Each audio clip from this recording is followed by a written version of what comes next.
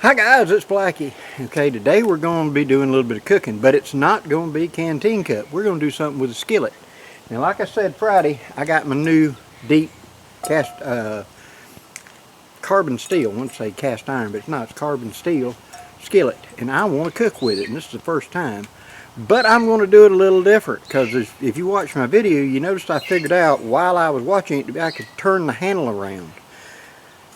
The reason I did that on camera, and I was as surprised as you, is because this type of handle system, there's one just like it that goes onto the Stanley Cup, you know, and so I will unhook and flip the handle around on that when I'm carrying it so that the handle doesn't go across the top. I want to put a water bottle in it, but it'd go straight down. And so when I saw this, I thought about, man, I should be able to swap that around. You just slide the lock down, squeeze it in, make sure it's far enough down, and unhook it. Turn it around so that it's now facing the other way, and you want to put it back in, and now whenever you put it to the top and slide it down so it will lock, it will hang like that. So today we're going to cook a steak in a hanging griddle or hanging skillet. Now I know that they didn't design it for this, but this is not a new idea. This is actually a very old idea. Let me show you. Back in my rendezvous days, there was a lot of people that were doing all kinds of interpretations of different time periods. Don't be getting in the steak. Don't do it. Okay, hold on a second. I'll get him in a minute. Anyway. Okay, back when I was doing living history, there were people doing interpretations from all over the country.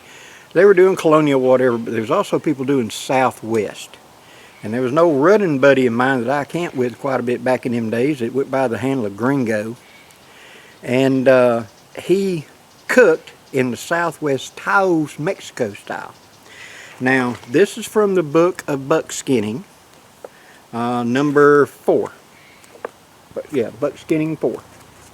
And in it there's an entire chapter devoted to styles of the Southwest, and it's clothes and everything else. And these were mountain men that were working out of Taos, New Mexico. Okay? Hold on a second.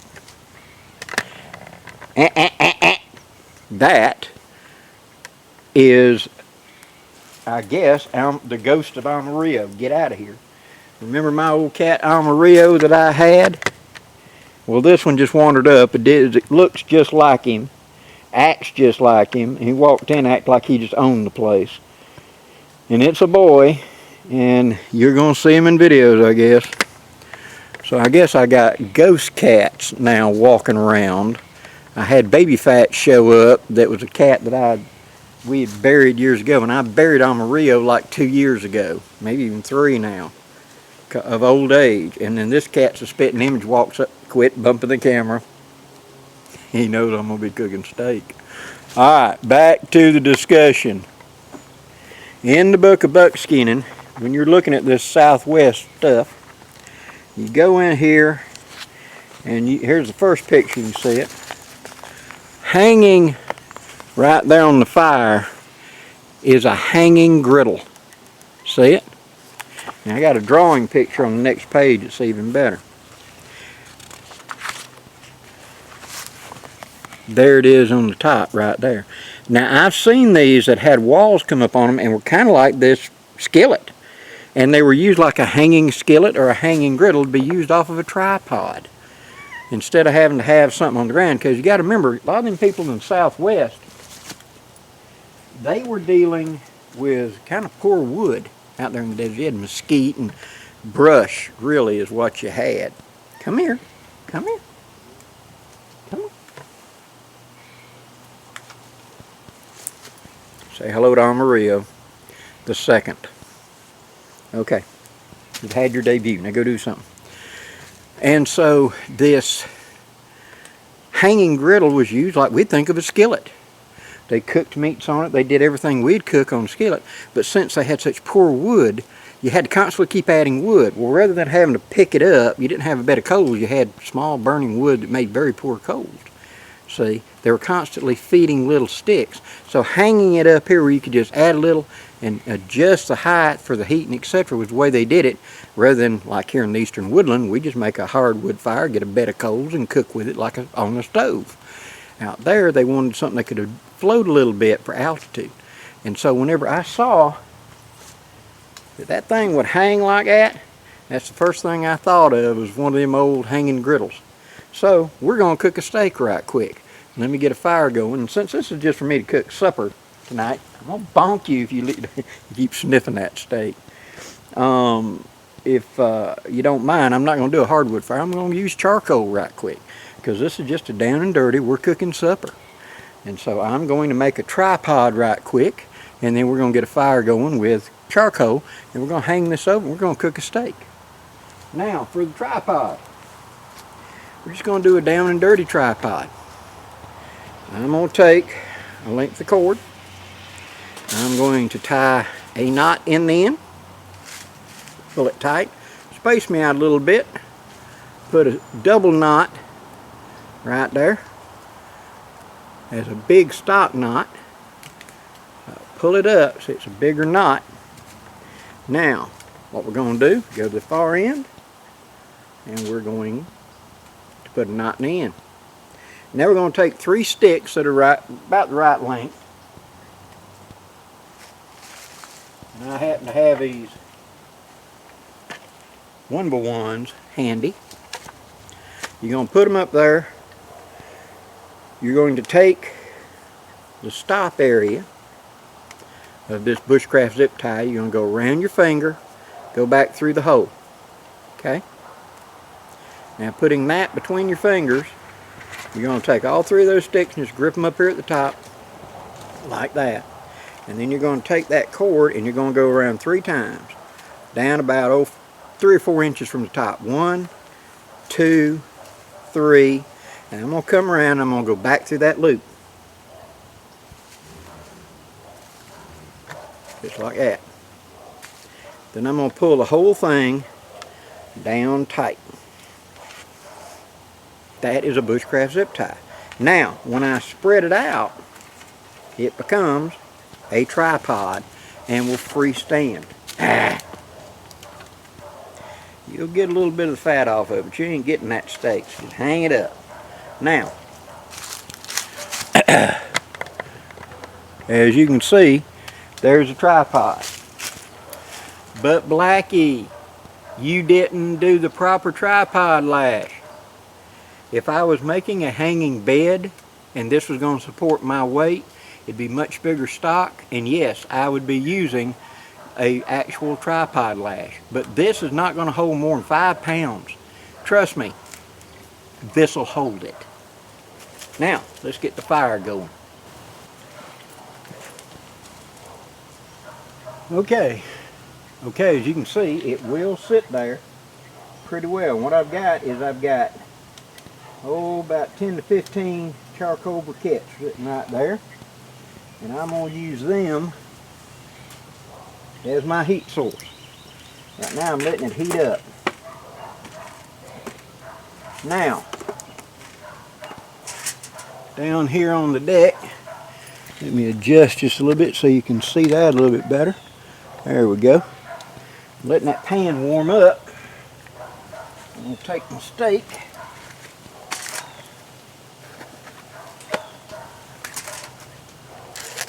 Get it out of the package. And this is just simply a New York strip. Alright, now that fat right there is really, really good, and I'm not going to trim that off. What I am going to do is I'm going to give this thing a good coating of pepper,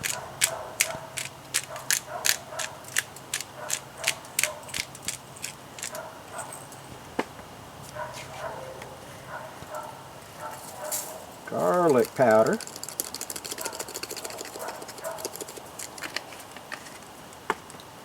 and a good dose of salt. Alright, now pop open. Here we go.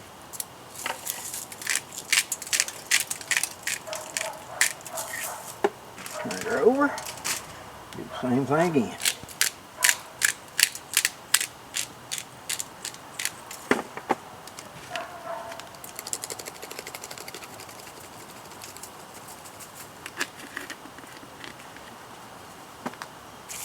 Now I like, and wife likes, our steak medium rare. That's had time now to get going. Those coals are slowly starting to build up. Warm up, I should say. I'm going to take butter. And I'm going to cut me a couple of thin dobs of butter. Being careful not to let that WC knife draw blood, because it will do it. Just saying.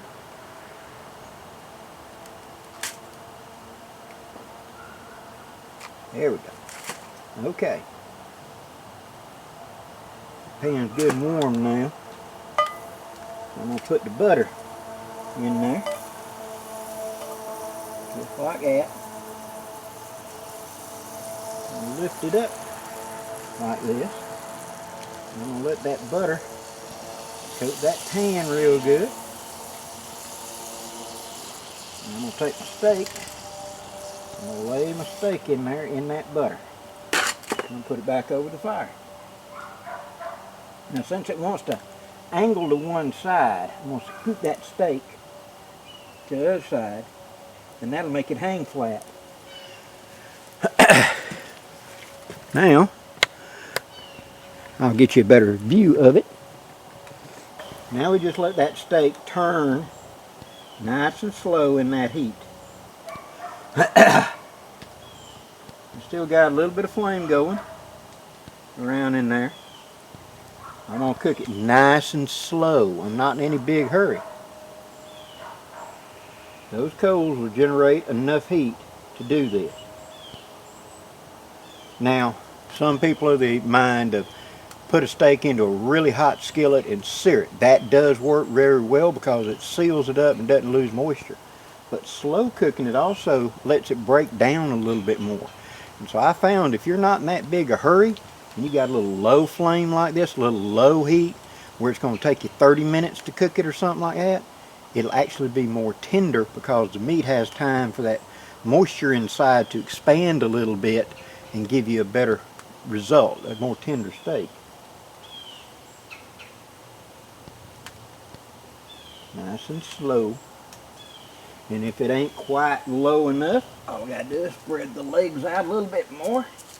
And I'll drop it down even further. Now I've got an adjustable tremble there. I can go up and down the loops. But I want it right over that heat. And see the advantage of, see how it's swinging? I can put that steak to turning. And it'll just sit there and rotisserie in that heat. Nice and easy.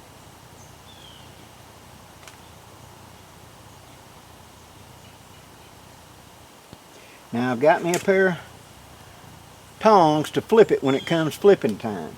But I'm going to let this go like 8 or 9 minutes, 10 minutes maybe, that low heat like that, and then I'll flip it. I'll be back with you in a minute when it's time to flip.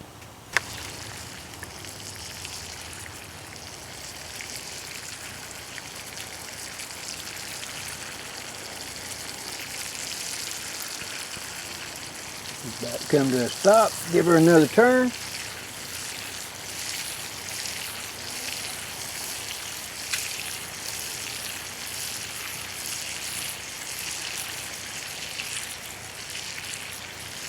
And it'll slowly coast to a stop.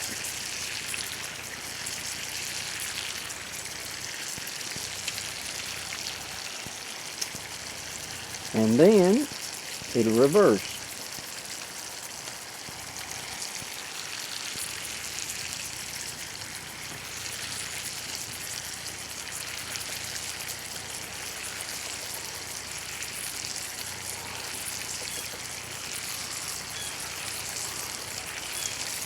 So it'll run like that for a minute, minute and a half, reversing back and forth, and just every so often you get up and give it a gentle turn. Makes for very even cooking. I'll be back when it's time to flip it. Okay, you notice how the meat in the middle, it started out flat, it's now it's bowed up. That tells me that side is done, it's ready for me to flip it. Now I'm going to add a little bit more butter when I do. So I'm going to take and slice me another good sized hunk of butter, add to the pan right quick, because you can't have too much butter in there. Now, we're going to grab it, pick it up, grab it with a tongs, roll it over. Make it good and coated, and put it back in the heat. Start her spinning again.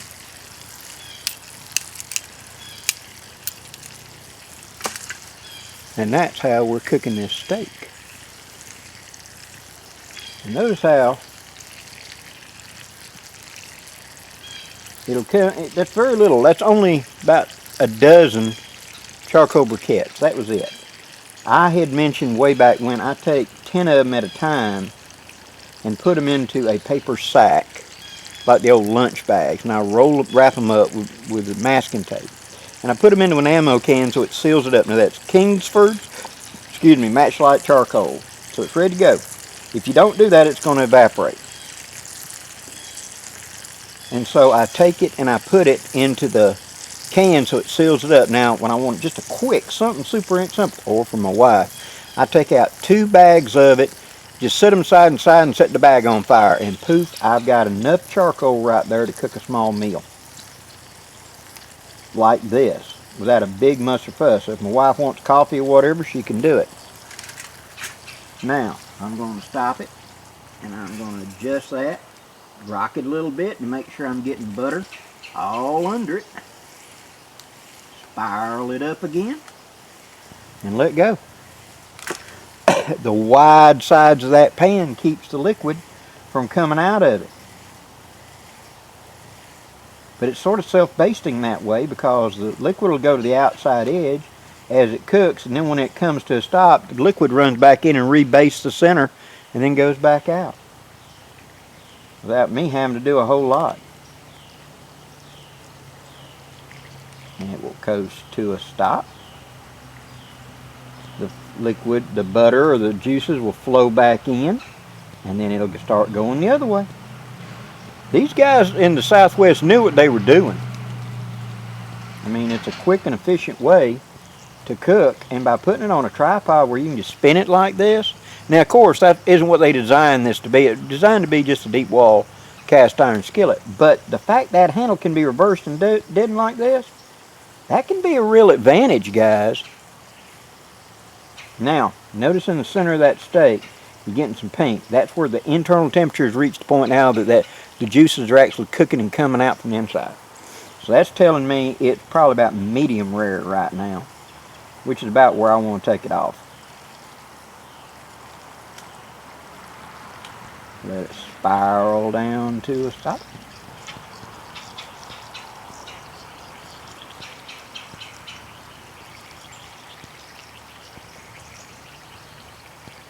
You can hear that butter just a sizzling. Pan seared in butter. And by it's constantly moving, I don't have to worry about a hot spot. You know, a little flare up and burn a certain spot. Now, it's constantly in motion. Very little effort from me.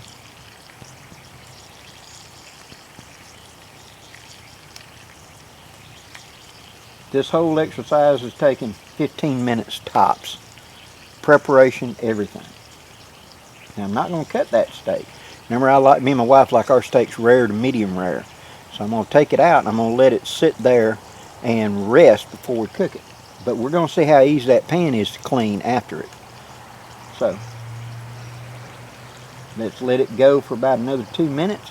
I'll grab some paper towels and we'll be ready to plate it up. Okay, all I got to do is reach out here and grab my trammel, pick it up. Now, is that handle hot? Nope, I can hold it. Hook it out of the way. I'm going to take my tongs, I'm going to grab my steak, which is perfect, lay it right in the middle of that aluminum foil, and I'm going to roll aluminum foil up to make a bowl. Just like this. There we go. Now I'm going to take those juices and I'm going to pour that over that steak. Just like that.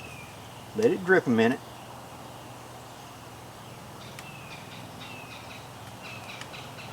Now, put the pan down. I'm now going to take and roll this up in a double layer of aluminum foil to hold that juice, all that butter and all that goodness around that steak. That's going to sit there and rest. Now, let's take the skillet back up here. Slide the handle up. Squeeze, get out of the way, squeeze it down. And see, can I flip it back around? I can, just like that. Now, you can see what it looks like inside.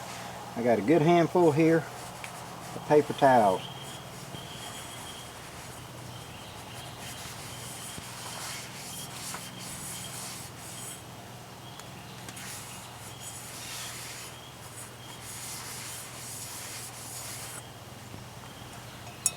You tell me. Ain't a thing wrong with that, guys. For field cleaning, I like that. That's the reason I wanted this pan. And it would be something that could clean up quick and easy. Even the soot on the bottom ain't gonna stick because of that surface. So I can wipe it off when I get done. Grip it with that. Push in, unhook, flip it around. Hook and hook. Back to the correct configuration. And we're back to skillet mode. Just like that. So, first cook with it. All I did was take it out of the box. Put a little bit of wash to it in the sink. Didn't do anything outstanding, just washed it. Took it and put it in the fire just like you saw. And put butter and steak in it. You saw the butter browning. It should have stuck to the bottom, shouldn't it? It didn't. It's just as smooth and slick as it can be. Right now. Perfect. All with just a paper towel. That's why I wanted a carbon steel skillet that was anodized like this. Because this would be a great camp skillet where I can go ahead and, you know, brown some onions and stuff like that. Not have to worry about them. I'm going to have to soak and spend 2 hours cleaning that pan. Quick and easy pan clean. Plus the fact that, and I know they didn't design it for it, I can hang it on a trammel. I did not know that until you saw my video and I was looking at it. That's when I opened the box. You saw me. And I took it out and I figured out I could lock that handle the other way. And that's the thought that ran in my head. I can hang this off of a tripod and let it self-base, self-cook. That'll give me more time around camp so I can, especially when I'm cooking something low and slow, I can put it in here hanging on a fire, start that turning, and I can be doing other stuff and I'd have to worry about a hot spot, you know, something burning on the side or whatever. It just sits there and self-bastes, self-turns. Quick and easy. I mean, yeah, I only have to reach out about every couple of minutes and give it a quick spin to get it going again. That's all you got to do. And being able to not have to set up an actual, like, Keystone fire pit. Being able to just use a tripod that I could throw together in the field. Drop a line off of a limb hanging here without even building a tripod and be able to build a little fire and cook quick and easy.